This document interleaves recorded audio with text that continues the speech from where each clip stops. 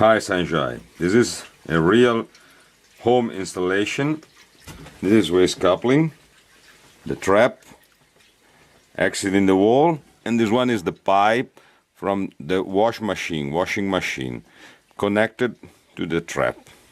Now we open the water from the bowl.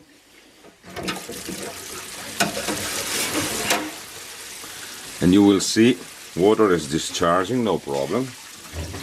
Now we make also, now is water from the bowl and water from the washing machine. And there is no problem at all, as you can see. No leakage, no strange movement of the trap.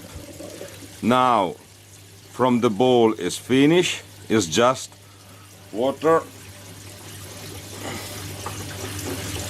Oh. Okay. Now is finished.